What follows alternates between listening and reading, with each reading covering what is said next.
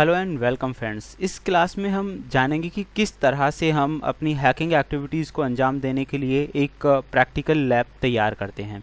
तो फ्रेंड्स, इसमें हम इस्तेमाल करने वाले हैं एक वर्चुअल लैब।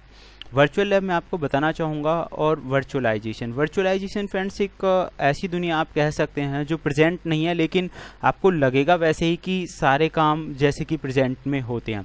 जैसे कि बहुत सारे वर्चुअल रियलिटी गेम्स आप खेलते होंगे, वहाँ पे ऐसा लगता है कि आप वहीं पे जाके वो सारी एक्टिविटीज़ कर रहे हैं, जबकि आप प्रेजेंट वहाँ पे नहीं होते। तो फ्रेंड्स, वर्चुअलाइजेशंस के बहुत सारे फ़ायदे हैं।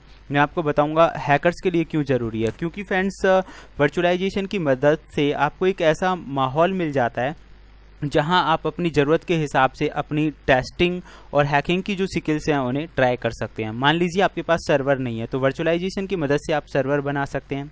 आपके पास 10 या 20 कंप्यूटर्स की एक लैब नहीं है, तो इसका एक सिंपल प्रोसेस था कि आप 10 या 20 कंप्यूटर्स के लिए पैसे खर्च कीजिए और लैब तैयार कीजिए।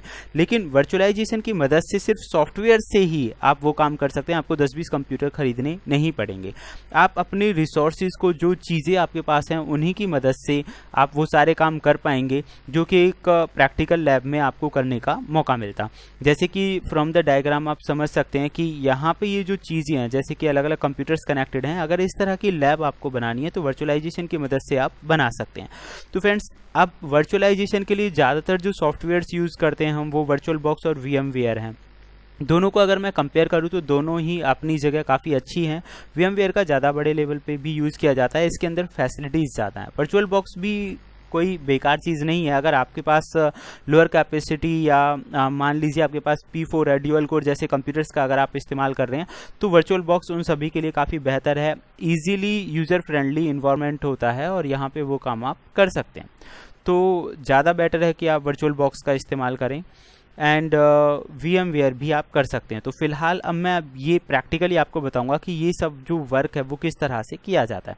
तो फ्रेंड्स, सबसे पहले वर्चुअल बॉक्स इंस्टॉल करना कोई ज़्यादा डिफिकल्ट काम नहीं है। इजीली आपको गूगल पे जाना है, सर्च करना है वर्चुअल बॉक्स डाउनलोड, ऐसे ही आपको लिखना है VMware। जैसे ही आप क्लिक करेंगे आपको डाउनलोड्स का ओरेकल VM वर्चुअल बॉक्स ये यहाँ पे मिल जाएगा और यहाँ से जाके आप ये जो डाउनलोड वाला कॉलम है, यहाँ पे जाके वर्चुअल बॉक्स का कोई भी जो वर्जन है वो डाउनलोड कर सकते हैं, विंडोज़ के लिए भी और लिनक्स वगैरह के लिए भी।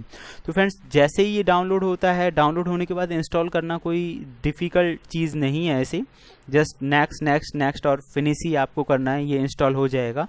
मैं आपको बता देता हूँ कैसे। तो फ्रेंड्स, यहाँ आप देख सकते हैं ये जो सॉफ्टवेयर है, अब हम इसे इंस्टॉल कर लेते हैं। तो आपको डबल क्लिक करना है। वैसे तो इजी है और आसानी से आप इसे कर पाएंगे। नेक्स्ट नेक्स्ट फिनिश, इतना ही आपको करना है एंड यस एंड इंस्टॉल। तो इसमें थोड़ा सा टाइमिंग लगेगा, ये जो सॉफ्टवेयर है वो इंस्टॉल हो जाएगा। इंस्टॉल होने के बाद फ्रेंड्स, नेक्स्ट प्रोसेस आता है कि अब इस ये जो वर्चुअल बॉक्स है इसका इस्तेमाल करें कैसे। यस, मैं इसे कर देता हूँ। और इस्तेमाल करने का मतलब ये होता है फ्रेंड्स, जैसे कि मैंने अभी आपको बताया, रिसोर्सेज का आप इस्तेमाल कर पाएंगे। लाइक एक ऐसा माहौल आपको मिलेगा कि आपके पास तो कंप्यूटर एक ही है, लेकिन अलग अलग कंप्यूटर्स में अलग अलग विंडोज़ डाल के आप उन्हें टेस्ट कर सकते हैं। यानी कि वर्चुअल मशीन जो है आपको एक ऐसा एनवायरनमेंट दे रही है जिसमें आपको एक अलग कंप्यूटर मिल रहा है। अलग कंप्यूटर का जो IP एड्रेस है वो IP एड्रेस भी अलग है, मैक एड्रेस भी अलग है, यानी कि मशीन का जो एड्रेस है वो भी अलग है। तो एकदम से ऐसा ही होगा जैसे कि एक दूसरे कंप्यूटर पे आप वर्क करते हैं। तो वर्चुअल बॉक्स एक पूरा पैकेज है जिसमें आप अलग अलग ऑपरेटिंग सिस्टम इंस्टॉल कर सकते हैं। विंडो XP 7, 8, 10, लिनक्स, ये सारी चीज़ें इंस्टॉल करके उन सभी को अलग अलग IP एड्रेस दे सकते हैं। अलग अलग IP एड्रेस के साथ साथ उन सभी का जो मैक एड्रेस होगा वो भी अलग होगा। तो मैं अब आपको बताऊंगा, जैसे कि ये इंस्टॉल हो चुका है। इंस्टॉल होने के बाद अब यहाँ पे आता है कि हम इसके अंदर विंडोज़ वगैरह कैसे डाल सकते हैं, तो वो देखेंगे। तब तक मैं आपको बता देता हूँ रन होकर ये कैसे चलेगा, मतलब इंस्टॉल होने के बाद रन कैसे होगा।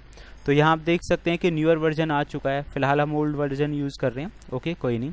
तो ये था वर्चुअल लैब तैयार करने का प्रोसेस। नेक्स्ट वीडियो में मैं आपको बताने जा रहा हूँ कि कैसे हम इसमें अलग अलग विंडोज़ डाल के उस पर वर्क करते हैं। तब तक के लिए थैंक यू, गुड बाय।